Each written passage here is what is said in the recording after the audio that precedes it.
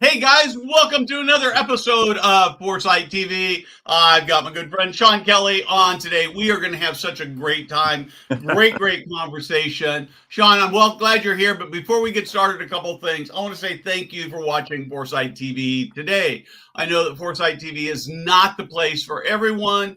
But if you are a senior living leader, you're in the industry and you're committed to creating great experiences for residents, team members, and family members, this is the place to be. We talk about assumptions and we look for new ideas, and we're being willing to be self-critical of us in the industry with the goal of being better, not to beat us up.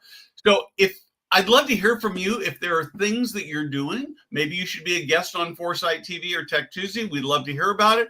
If there are things that we ought to be talking about, we'd love to hear that too. And if you think there are things we shouldn't talk about, we'd be open to hearing about that as well. In addition to our 2 live streams, we produce all kinds of great thought leadership content, LinkedIn posts, the Foresight podcast, and the most impactful thing that we do of all is the Foresight website, where we publish new content every single day, all designed to help you lead better. It's free. It's easy to subscribe to. You can see the QR code, so you can just grab your phone and fire up that, and it'll take you to the sign up. Or there's also a link in the chat. You can click on that, and we'd love to have you be a subscriber. The last thing I want to talk about is that we know that every leader wants to have a great workplace culture, but too often it feels impossible. It's ultimately all about how you make people feel when they come to work. And it's interactions between people that cause that. And so we've launched Practical Passionate Leadership. It's based on Substack. It is a back to the roots effort to improve the lives of people who are particularly working on the front end. They are practical, easy suggestions. It's a premium product at the massive price of $8 a month that will give you tools you need to make it so that people feel more connected with each other, more connected with your organization. Again, you can see the QR code, or there's a link in the chat. And with that, let's get started with our conversation.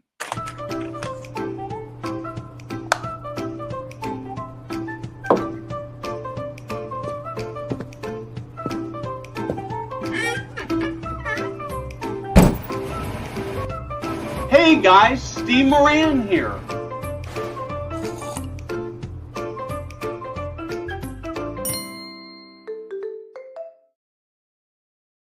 John, welcome.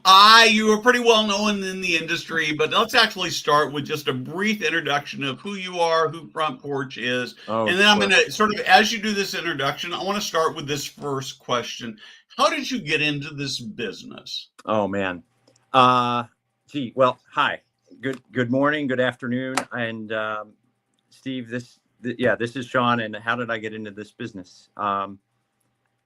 It's a longer story than I know you want to hear, and maybe longer than anybody else wants to hear. But the short of it is, I got out of college. I had an idea that I might go to medical school, and if I were to do that, I needed to redo some classes where I didn't perform super well, including and especially an organic chemistry class. I was lucky enough to have a job right out of college for a large construction management firm working on a gigantic development on the Jersey side of the Delaware River across from Philadelphia. And I kind of fell in love with what I was seeing on this large construction site.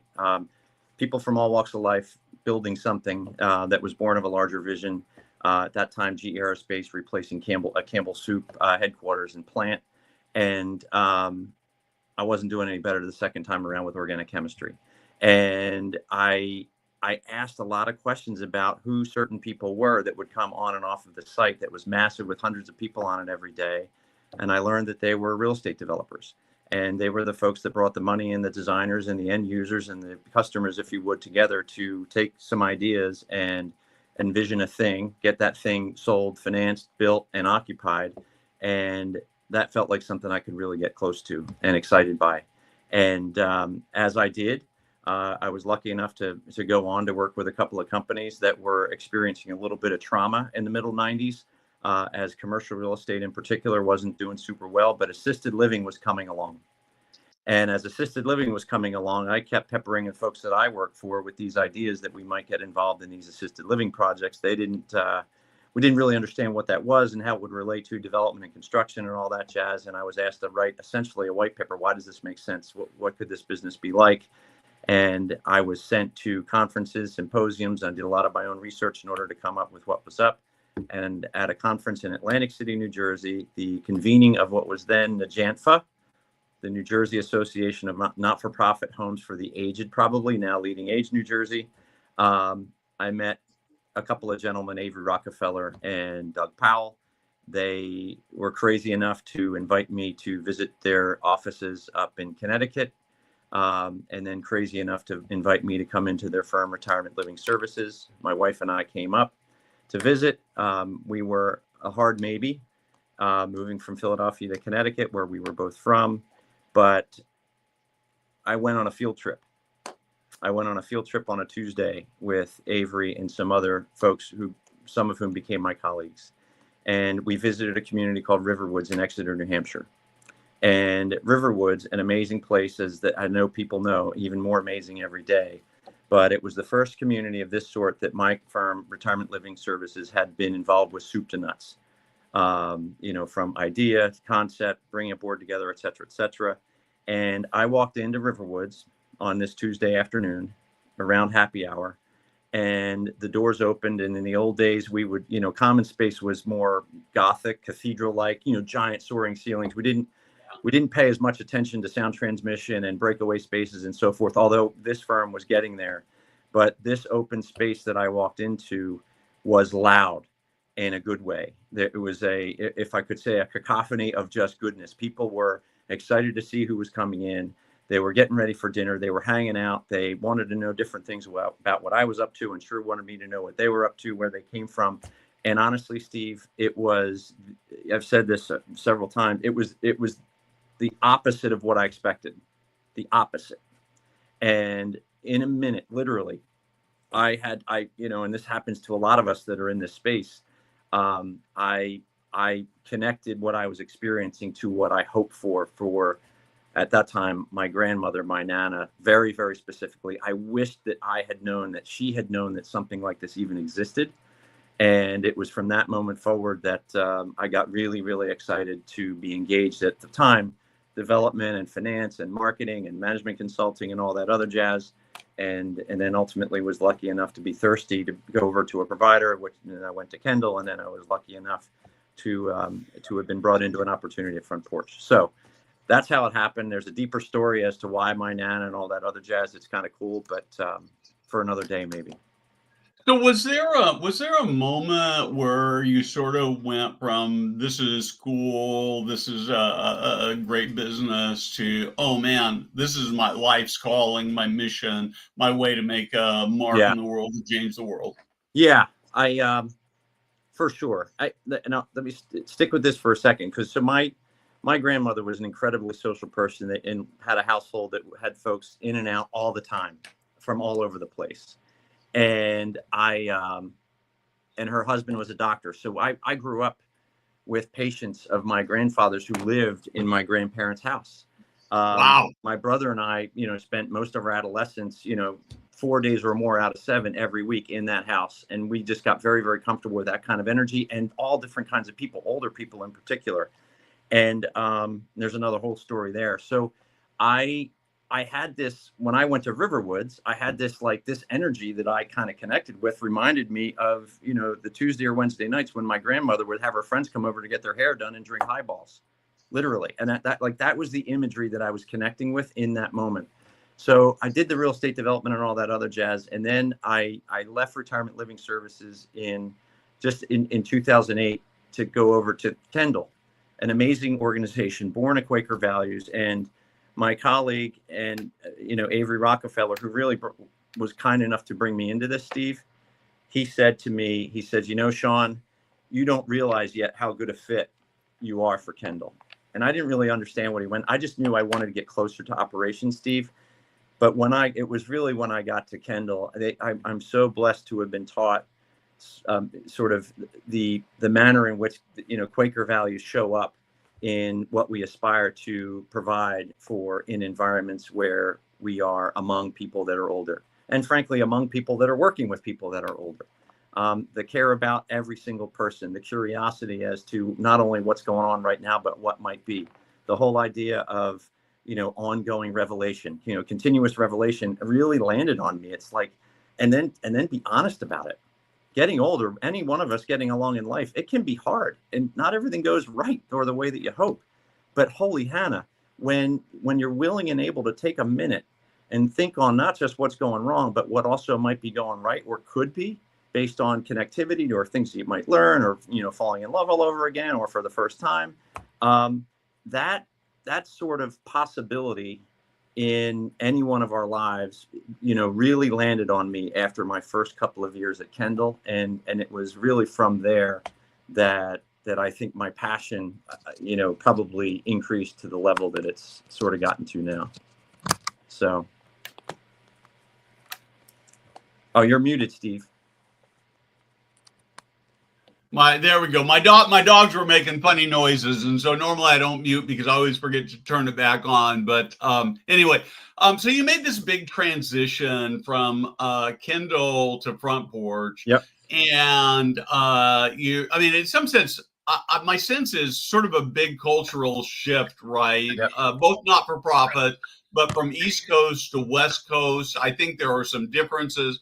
Brand new culture. Talk to me a little bit about that transition, and maybe particularly the first year. And if you're willing, if you had any big fails the first year that you learned lessons from that you'd be willing to share. Yeah. Let's see. And sorry, I'm on my third device here, so that's what I'm trying to make sure that we keep this up and running, Steve. It was hard for me to consider leaving Kendall. I think for lots of us, every time we take on something new, we assume it's the last thing, and sometimes it's not. And I was really, really excited about the possibility of joining FrontPorch, Steve. Like, really excited, so much so that I've took myself across the country, although I remain bi-coastal, which is again a different story. But I was so aware of what FrontPorch had in terms of its underpinning values that were stated that relate to connection, the idea of connection sort of breeding trust, and that trust enabling collaboration, and that collaboration sort of heightening possibilities and creativity and innovation, and then ultimately kind of recognizing this flywheel that is constant change. I got that spoke to me, and I connected that to what I had been learning at Kendall. And then I also was very excited by the fact that FrontPorch had this diversity in offerings, a big portfolio in affordable housing, an amazing portfolio born of the community services division with connectivity programs for folks that lived in market rate communities, folks that didn't live in any organized senior living community, and folks that lived in affordable, and others. I was also excited by the kind of the singularity of the organization. So we had some concentration and scale in California that was exciting to me. And it was also new because at the time, FrontPorch had just joined with Covia, which was a fairly sizable not-for-profit organization out of predominantly Northern California.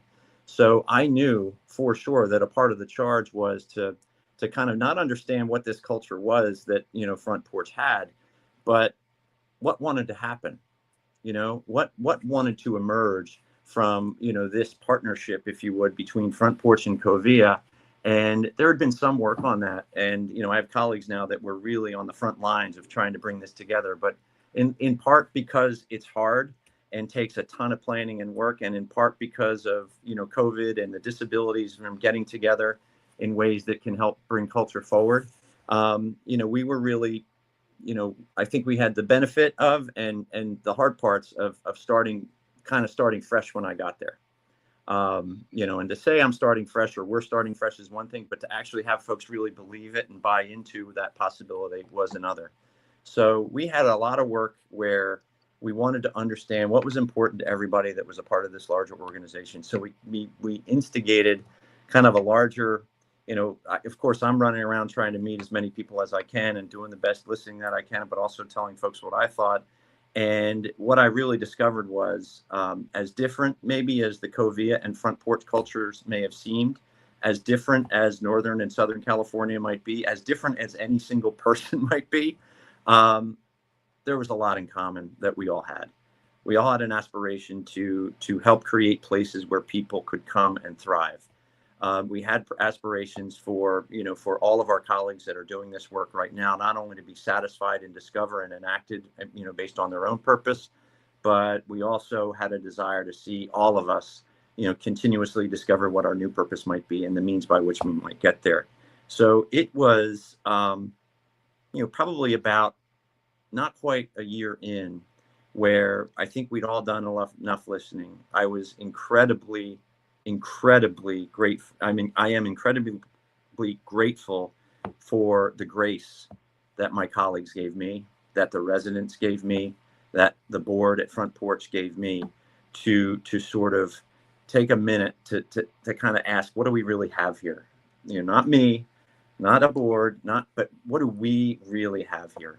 And then I was further blessed to have a group of people, many of whom are still on this team, and in some ways working in different capacities, ready to get to it. And we really had a mind to develop a strategic plan, and it didn't exist. And funny enough, maybe not surprisingly, in building out that strategic plan, largely it was in partnership with the thousands of people at FrontPorch, and it was also in direct partnership with one of my colleagues, Kari Olson, who knew the ins and outs of both of these organizations really, really well, and has an incredible mind for how things might happen kind of step by step. So we built out this idea that we needed to have a strategic plan, and we wanted that plan to be informed by, directionally informed. We're not going to do all this at once. You don't make a plan, flip a switch, and off you go. We knew we were building. And we recognized the first of the four things that we needed to direct our attention towards was culture. And we had to name what that culture aspired to be and discuss why, and be sure that on an ongoing basis, everybody could give input to it. We recognized that leadership, the second thing, was wildly important in terms of being sure that we were consistently driving toward that culture and enabling progress towards something that was maybe a little bit different than any one of us might have thought we had walked our way into. But we need to be clear about that. And we knew that if we had the leadership that was on the same page, aligned, and driving a culture where everybody could feel a part, where everybody had a sense that they belonged to this larger thing and were actually helping it become what it was going to be next, was absolutely critical to performing. We do understand in this day and age, Steve, this work is complicated. The markets are changing. People are demanding different things. And I was with Ryan Frederick the other day, and we all often talk about what are we delivering right now, and where's the gap between what the future, if you would, resident or customer or whatever is demanding of us, and where we are on our best days. So it's dynamic. So this performance requires an organization like ours that is growing, not just to have scale, but to have the systems that operate within that scale to produce the efficiencies and throw off the dollars that enable us to invest in other things that are important, like our people, which is another story. And then the last thing that we focus on is growth. We recognize that we get the culture right, which we never will, but we get it right in terms of how we speak to it and drive ourselves toward that, that bigger place where everybody does indeed feel a part, where we're leading in concert toward that, where we're performing more optimally every day, but never as it's always going to be a chase as well. That gives us the keys to evolving in such a way where we can, sort of take advantage of the scale that we have, both, financially, operationally, and reputationally. Then we can start to unlock what we might do next. So, it's a long way of saying I made a million mistakes. The first of which were to assume that, because I said something, everybody heard it. And the second was to assume because I said something, not only did everybody hear it, but they heard it in the way that I meant it, which is an ongoing, issue. And again, I'm very, very grateful to have people around me that are willing to tell me I'm out of my mind, that are willing to tell me to stop doing whatever, that are willing to help me see kind of a broader view. So I can go on about mistakes that I've made at FrontPorch, but I have a lot more great people that have come together in a way that has overcome them. And I think that's the deal. People ask, what makes a great team? A great team can disagree and keep at it. A great team can be, have real discourse and get better as we're kind of taking each steps. So I'm going to stop you here for a minute. I got about 5 more questions I want to get done in about 15 minutes. But first, I need to take a little commercial break and say thanks to the sponsor of this episode. I want to take a moment to tell you about today's sponsor, SageAge. Here at Foresight, we are passionate about transforming senior living, making it better for residents, families, and team members. SageAge shares that mission. They are more than a marketing agency. They're a strategic growth partner who understands the unique challenges facing senior living communities and organizations today. Whether you need compelling branding, innovative digital strategies, or proven occupancy solutions, SageAge doesn't just talk the talk. They know this industry inside and out. They speak your language, and they deliver measurable results that actually move the needle. If you're ready to grow with purpose and precision, SageAge is ready to be your partner. Check them out at sageage.com. That's SageAge.com. All right, back to the show. Okay, so man, I've got so many things I want to talk about. Let's go. We're going to go fairly fast here. 10 days ago, Wall Street Journal put out this pretty frank article talking about bankruptcy of a number in just the last 4 or 5 years, a bankruptcy of a number of not-for-profit CCRCs, where about 1,000 families have lost about $190 million in funds that should have been refundable. Of course, you know that Jack Cumming, who lives in one of your communities, is part of the Foresight team, he's very passionate about making sure there's financial health, protecting these residents. The question I guess I sort of have for you, and probably putting you more on a spot that's fair enough, but I know you can handle it, is does the industry have a responsibility to do something about it, and what? for sure, Steve, God, I mentioned kind of the chase for, what do we intend to need to do next based on the folks that are coming at us. We're living in an era where more and more people are expected to be in need of programs and services. And sorry, I don't know if that was my noise or yours, but we're also in an area where the regulations aren't getting any easier. Our ability to do the things that are most important can sometimes be constricted by, cost constraints, labor constraints, and so forth. But the biggest issue is, while we have so many more people, if you would, coming of age, by definition, we have fewer people entering the workforce. So, we have a dearth of great, good people as it is, and that gap is only going to widen. So we've got to be able to invest in services and programs and infrastructure, not just for this quarter, this year. We need to invest over long periods of time, and we need to have incredible chops for forecasting and long-range planning. And those planning exercises need to be informed by the markets of the folks that we hope to be working with and the markets of folks that we hope to be serving, number one. Number two, I think by definition, and it's one of the things that I've learned and one of the reasons that I was attracted to FrontPorch, doing this work well doesn't necessarily require, if you would, scale, but it helps. It helps even more if you have scale that is systematized in ways that are directed not only toward the best business practices, but also directed toward supporting the culture that we need to discover, one day at a time. And I also think that we have an obligation to understand that when people are making a buying decision to come to one of our communities, even though turnover happens, their expectation is that it's a lifetime move. And so yes, the organization has a responsibility. I think in a way the market is advising us, if you would. It is no secret that consolidation continues to be a thing. It is no secret that in this consolidation, we're seeing sometimes, and I've said this, we're seeing some separation, It's not being a big operator with a great balance sheet is great, but you've got to be a big operator with a great message, with an amazing reputation, and an intention to do right by your people while they're with you, and by their families while they're with you, and maybe after. Yeah. So I know the financial markets have been sort of ebbing and flowing and taking a serious responsibility. It's harder to get these deals done. And some of these deals that have gone bankrupt, you might have looked at the paperwork in the beginning and said that could be an amazing idea, but there's not a lot of margin for error. Yeah.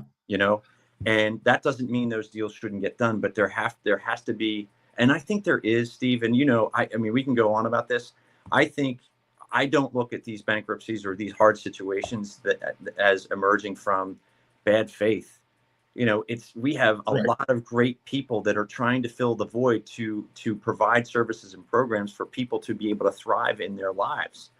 And I think what we need to do, it's kind of like a Quaker look at what it is to get older. You got to acknowledge the stuff that's you have to take a real hard dose of what reality is, and then build your plan from there.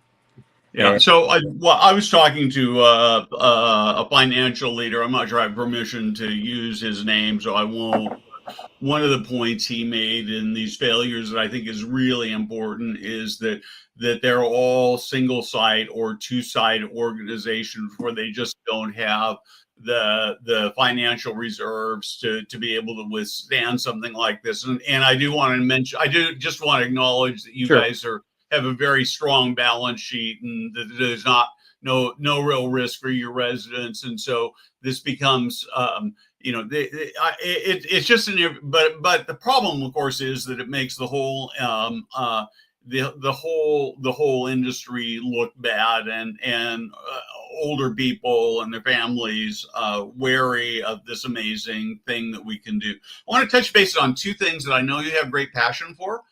Vision 2025, did I get the term right? And I want to talk a little bit about the movie Familiar Touch. Sure. Yeah. Now you pick which one you want to do first. Well, now the Vision Center, and I just want to be clear. We talk about reserves and single sites. It's like anything else. There used to be a rift between for-profits and not-for-profits, and I will tell you, there's wheat and chaff on both sides of the aisle. Yeah. And I would say the same thing goes for single sites versus systems. And I think these kinds of conversations, putting into the air sooner, it's like our health, Steve. The sooner that we can start to see signals for when we might need to really be paying attention to fortifying a balance sheet, or really be paying attention to a dip that might be coming in the economy, or really being attention to wear and tear in our buildings, we got to talk about that stuff before it's all broken down. In the same way that we got to start, we have to start thinking about a plan for where we live in our lives before somebody has a catastrophic moment, breaks their leg, and then starts to discover the place that they might want to live or need to live next, to live out actually what is a better life than they otherwise might have had, perhaps being isolated. But anyway, I just wanted to say that. Second, as far as Vision Center, I mean, I was talk about lucky because of my association with Kendall way back when a group of leaders from around this sector, from almost every facet of the sector, came together to number one, make the point that we have a dearth of leadership in the sector right now, for-profit, not-for-profit, CCRCs, assisted living, nursing, et cetera, et cetera. We don't have any, we do not have at scale anyway, really, really great programs at colleges and universities wholly that we can rely on to generate some excitement, some public relations, and the learning for leaders that might come into our space into the future. So I got invited into that conversation all the way back in probably 2018. I've since gotten much closer to the Vision Center, and I do serve on its board. I've since gotten to know so many of the great colleges and universities that exist around this country that have been doing this work in some cases, like a Washington, like a Nancy Swanger at Washington State, like Doug Olson, who's the president of the Vision Center, who ran an amazing program at Wisconsin Eau Claire. And I'll go on and on. We've got programs at USC and San Diego State and Rutgers, and they're coming. And the point of the Vision Center is, number one, to really help inform leadership development programs, training, learning, and development for and with colleges and universities in ways that indicate to future leaders and existing leaders that are continuing to grow, first and foremost, that this work that we do in our space is no longer about doing things to and for people. It's to alert leadership that our work is really to see things done by other people, including our colleagues, including our residents, and with those people. That by and with is an amazing understanding that is still a little bit misunderstood. So I am most proud about the Vision Center putting into the air every single day across generations of people and across geographies of people, the nature of this work being a little bit different than, you know, what is often seen as the, you know, clinical care delivery to and for people. Kind of what I expected when I walked into Riverwood so many years ago for the first time. It is not that. The second thing, you know, and if I could connect the two together, speaking of by and with, this movie, Familiar Touch. I was incredibly lucky to have come to Front Porch in the first place, and as for all the other things that I've said, and then to have heard from a friend of ours in Lynn Katzman from all the way across the country on one day, and then on the next day from another friend of ours, Dana Bradley, who is the dean of one of the most preeminent, you know, or famous anyway, the first school of its kind to run graduate programs for leadership in senior living at the Erickson School at University of Maryland, Baltimore County. They each sent me an email in consecutive days back last October. And the emails were basically congratulations. They had read about this movie, Familiar Touch, and all the accolades that it had gotten in McKnight's. So shame on me. I'm like, that's awesome, and thank you. I need to discover more about Familiar Touch. And then I discover very quickly that Familiar Touch, this film, was made in one of our communities, Villa Gardens, under the leadership of Sean Rushforth and others in Pasadena, California, and that the movie had been shown at the Venice Film Festival, and it just knocked the cover off the ball. Kathleen Chalfant, who is the lead actress, and Sarah Friedland, who wrote and directed this amazing piece of work, were just being, you know, spoken of in amazing ways. And I was then next lucky to go visit the film and see it for the first time at a festival in LA. And I walked out of that movie. It's kind of how I felt when I walked out of that movie, and I was moved. And it occurred to me that more people in this world needed to see this version of life as an older person. You know, even when you have memory change and, you know, dementia and onset, you know, you are still a whole person. You still have moments of joy. You still have moments of connection. You are still teaching and giving and discovering and rediscovering purpose. You are living in, you know, one moment at a time, and you are living fully. The second thing that this film shows was, you know, the caregiving and the work in leadership and throughout any organization is a lot more than what was seen as this sort of tactical, clinical 2 and 4 model. It's incredibly evident. We also saw that people that do this work also have lives away from the work that is often impacted by trying to care for folks that are, you know, on their own. You know, we have so many informal caregivers that are also caregivers and care workers in our space that are and they are held up in this film. And the other thing the film does is it shows off community. You see a person thrive in part because they have all this connection. So back to by and with. I mentioned, you know, what we see teaching in some of the best programs around the country, what the vision. This movie does not exist. This movie does not happen, but for the leadership at Villa Gardens on the ground saying, you know what, we think we can do this, but it can't be a drop-in. It can't be, we're not a film set. This is people's home. And, you know, if we're going to do this, it has to be felt as all of ours. And it wasn't until the residents, through their resident leadership at Villa Gardens, said yes to being a part of this movie, that it was allowed to happen. And then what happened, the movie wasn't made on site. And, oh, by the way, it happens to be a bunch of folks from, you know, Villa Gardens that were kind of looked in on it. They were integrated over the course of several weeks before the shooting even began through educational programs. Folks were learning how to write screenplays, how to make movies, how to do the work of a gaffer, to a cinematographer, to a screenwriter, to a screen editor, to a director. I hear that not a lot of openings for grips were filled, and I didn't know what a grip was, but I'm learning. But this was a true collaboration. So you want to talk about by and with. This film was made by Sarah Friedland, her vision. And she was the first one to say, I don't want to do this as a drop-in too. But at the end of the day, every time that you see stories about this movie, we have to keep remembering, and this story's coming out, that this movie was made by and with the residents of Villa Gardens. It is amazing what can be done when we open up our aperture and don't only assume that getting older is about going down and backwards, that getting older can also bring to us opportunities in our lives that we've not thought about before. There's a resident at Villa Gardens who was deeply, deeply involved in this film. And she has said out loud that she didn't ever expect this, but she is indeed living the best years of her life right there at Villa Gardens. She's 87 years old. She's living the best years of her life.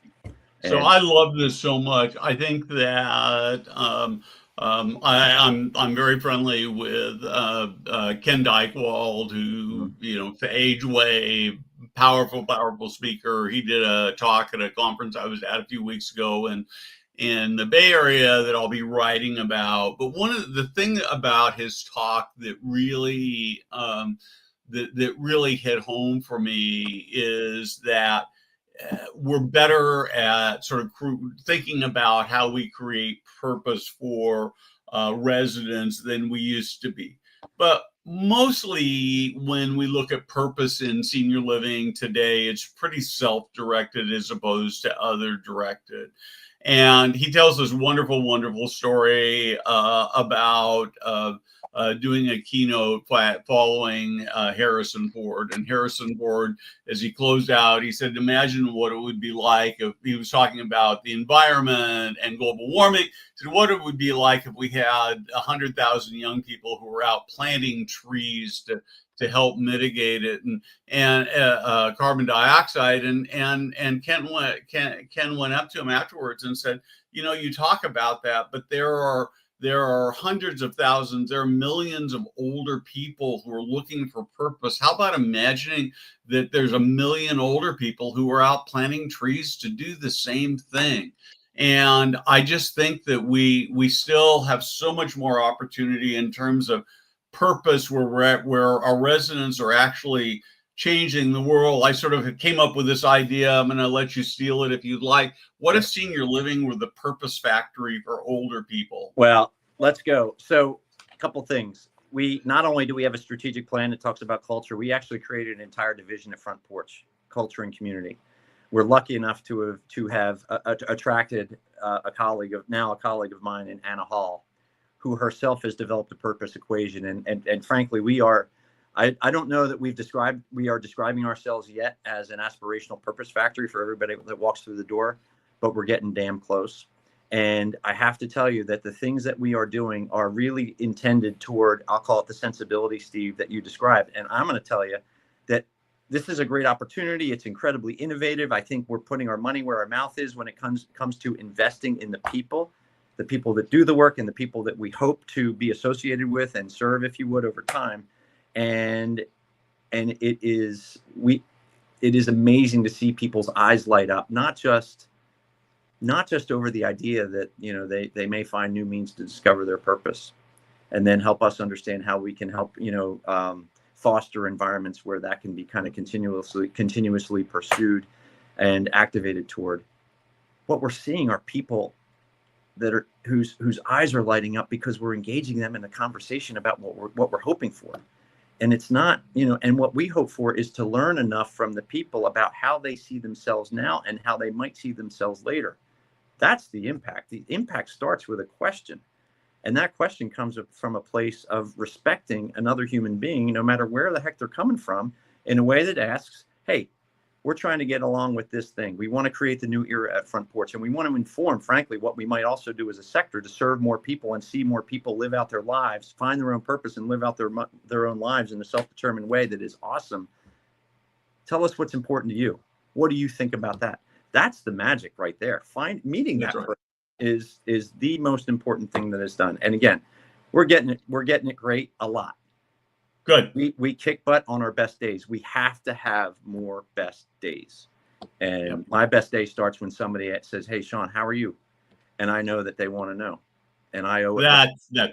Yeah, absolutely right. We are way past time. I got to tell you, Sean, this has been great. We will do a part 2 very, very soon. Hang on after the show is over. And thank you so much for joining me.